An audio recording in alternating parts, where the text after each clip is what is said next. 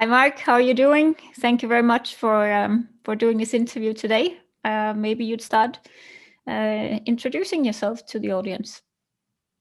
Sure. Hi, everyone. My name is Marc Urselli. I'm a producer and engineer based in New York and London. Behind me, you see Eastside Sound, which is the studio where I'm chief head engineer at in New York City. That's where I do most of my records. I work primarily in the fields of jazz, pop, rock, some classical music. So remics have been mics that I've been using for a while now, and I've been very excited to try the P6100 on piano. Yeah, great. Thank you for the introduction. I think you forgot to say you also work a lot live and not just in the studio. That's true. I'm a front of house engineer as well. I probably forgot that because sadly, because of COVID, I haven't been able to mix a show in the last year or more. So I look forward to being able to go back into that as well. Right. Great. So you recently tested the new REMIC P6100 Triple Kit for piano and grand piano. And that's actually why we're talking today. I'm really curious to know about your first impressions. I think you used it in a studio setting, as far as I am Yes, aware. yes, correct. I mean, like I mentioned, because there haven't been any concerts, I haven't been able to yet test it live, although I do look forward to doing that because I think it's going to have great potential in a live concert setting. In the studio, I've used it in three different occasions. I've used it to record an album with Carmen Staff, who's a piano player. She's a Yamaha endorsee, and so we did a record on a Yamaha CFX piano, which is the top of the line Yamaha piano. Then I used it with pianist Brian Marsala, who recorded on the Steinway B of Eastside Sound. Um, and in both of these occasions, I've used the REMIC in conjunction with other microphones so that I'd have different microphone signals to blend. And then on a third occasion in Mexico City, which is where I am now, actually, I used it for a recording in a studio where the REMICs was the only piano mic used and no other piano mics were being used. And it was a small, also Yamaha, also Steinway piano, but a smaller one, like a baby grand. So I've had the opportunity to use it on different settings, from a baby grand to a 7-footer Steinway to a 9-foot Yamaha. And that gave me a very good insight in how these piano mics can be used in different settings and with different instruments. All right. So these microphones are magnetic and they mount in a different way than most other microphones. Could you just give me a little bit of feedback on your impressions with the design of the microphones in general? The design of the microphone is absolutely stellar. I mean, the fact that it's a magnetic mount means that you don't have to use a microphone stand. It means that you don't have to worry about the microphone moving. Not that the piano is an instrument that would move very much away from the microphone position, like it could happen if you were recording a string, a violin or a guitar or whatever.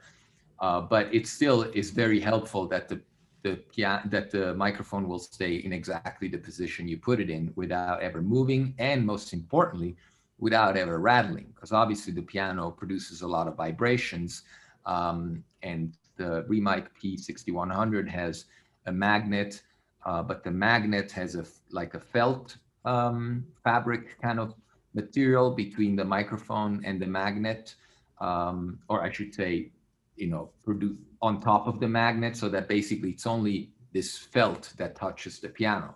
There's nothing hard that touches the piano that's going to create a vibration or a rattling of any kind. The same goes for the cable. I've always loved the REMIC cables because they're fabric coated. And so with some of the other microphone brands, you get this clicking sound when you hear the plastic of the cable touching against instrument. With the REMIC microphones, that problem is gone because the felt, the fabric that wraps around the cable makes it so even if the cable were to move with the vibration, it wouldn't make any clicking sound. And so it's really well designed, I think. All right. So what was your favorite position for the microphones used in combination with others and the microphones used as a standalone solution? Yeah, so if for those who have looked at the three suggested positions on the REMIC website, I've tried all three positions. The one that I ended up choosing was the super wide one, and it kind of was my favorite. Although I had results that were surprising in a way, in the sense that sometimes, so on the super wide position, there's one mic on the very far right by the upper end, one mic on the very left side of the piano, and one mic at the bottom at the tail. And I expected the mic at the bottom to have the most low end, but actually it's interesting how the mic on the left side, because it's close to the low strings, also gets a lot of low end. So you have an opportunity to mix these signals together. And when used in conjunctions with other microphones, it's nice to get a little bit of these of this extra widening of the image in your stereo field. And that's why I like the super wide position. My second favorite position was the one with harder attack, where the three mics are kind of in the middle next to the sound holes on the on the surface of the inside of the piano. Again, because the mics are magnetic, you can put them both on the actual sound bar, or you can put them on the, I don't know what they're called technically, but the bars that go across the piano. So it's great to have these different positions that you can choose from. And I think if you're using the REMIC microphones as the only microphone, then actually especially if you're doing it in the context of a band and not where the piano is the only instrument, I think having the harder attack is actually helpful if you want to pull the piano out in your mix a little bit. And I think that's also going to be the position that's going to be the winning position in a live sound setting. Yeah. All right. And could you just clarify for all of us which kind of repertoire have you tested the microphones for until now? All three of the sessions that I mentioned were basically jazz sessions, different types of jazz, but always jazz. One, Carmen Staff is a great jazz pianist. She was recording with Allison Miller on drums, so it was a duo setting. The drums were in a booth, so the piano lid was completely open. Then I did the session with Brian Marsala was also a jazz session with a drummer and a bass player. Again, the piano was in its own room and therefore the lid was open. The session I did in Mexico, where the piano was in the same room with all the other instruments, including drums, I actually brought the REMIC microphones with me because I thought that I was going to have to close the lid. And that's really where this kind of design is going to be, I think, a winning factor in the live sound world, because the ability of closing the lid and being able to not have the leakage from the drums go inside the piano mics is going to be like a game changer, potentially. Turns out on this session that I did in Mexico, the drummer was playing brushes, and so I actually didn't have to close the lid. But that is why I brought the mics, and it's good to know that I had the option to close the lid completely. I ended up not having to do so, but musically speaking, to answer your question, yes, it was also a jazz with a little bit of klezmer in there. The band was called Klezmer's Son. They're a great band that I've recorded before several times. All right. So You mentioned a lot of positive things about the microphones now. Now they are very small compared to the larger ones you usually use in a piano recording in a studio setting. What can you say about the comparison? Of course, you can't really compare these two types of microphones, but you get different things from different tools. So could you just elaborate a little bit about that, how the remics are different? Yeah, the remics are, very they're basically small diaphragm condensers, or I should say miniature diaphragm condensers. So obviously, and this is just physics, it's not a limitation of the microphone, but it's a limitation of just pure physics. A smaller diaphragm will capture less low end than a larger diaphragm. So the remics, being miniature condensers, don't have the low end that a large diaphragm condenser will have. So for example, on the Carmen Staff and the Brian Marsala records, I used 3 sets of microphones. I used the remics, and I used a set of large diaphragm condensers, and I used a set of ribbon microphones. So 3 very, very different sounds. The large diaphragm condensers are warm and rich. The ribbons are more soft and smooth. And then the remic give you the attack, and especially with the super wide position that we mentioned, it helps a little bit of the stereo widening of the image. So I think mixing those 3 signals together gave me the opportunity of using each mic for the things it excels at both. So I used the large diaphragm condensers for the richness of the low end. I used the ribbon mics for the smoothness of the overall image. And then I used the remic to widen the stereo image and to also get a little bit of the mid-rangey, attacky sound of the piano.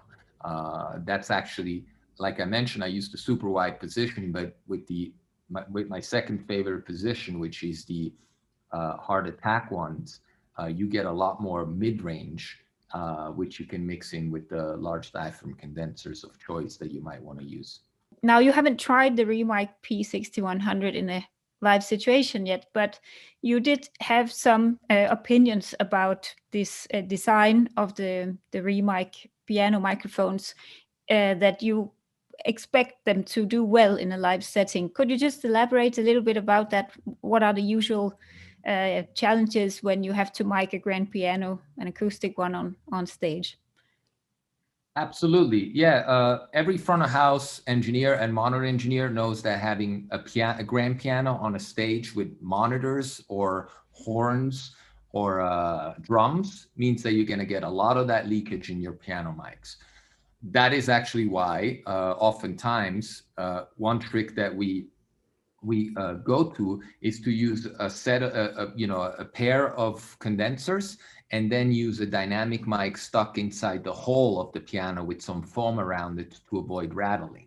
Oftentimes, the monitor engineer will be the one that uses that dynamic signal as the signal that he feeds into the monitors, because number one, it's the one less likely to feed back. Number two, it's the one that's going to be the most focused, and the one that has less leakage, of course. So I look forward to being able to replace this kind of setting of 2 condensers and a dynamic mic in the hole with the 3 P6100 mics and the lid closed. Because when you close the lid, obviously you're getting rid of probably 70 or 80% of the leakage from the stage. You're not going to get all that monitor noise. You're not going to get the drum cymbals, which are the thing that always go into condenser mics. You're not going to get the horns or the singer's voice, which is usually the loudest.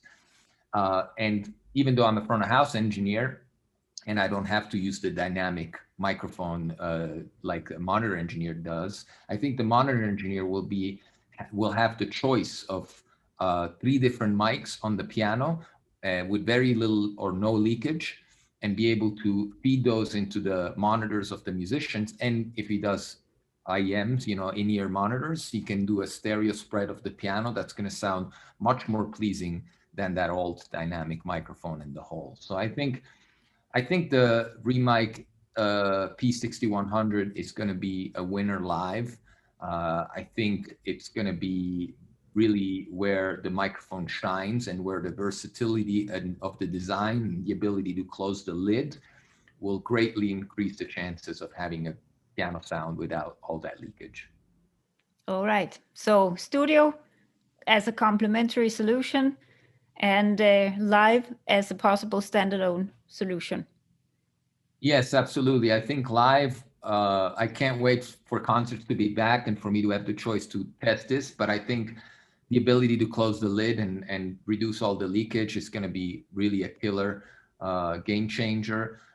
In the studio, I don't think they can be used as the only mic, just because they don't have the low end response by just the design of being a small and miniature condenser versus a large diaphragm condenser.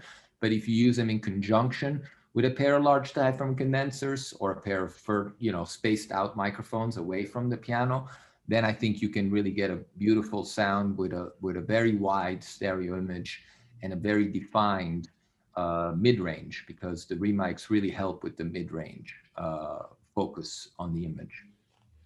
All right. I think that's the last remark for this interview. Thank you very much for your time, and well, let's do another one when you've tried them in a live setting. Thank you for having me, and thank you for allowing me the opportunity to test these mics. It's always great to be able to try different solutions. Engineers have many tools to choose from, and oftentimes the experience of an engineer is really the ability to try these different tools in different settings. So Yeah. I appreciate that opportunity. Thank you. Thank you.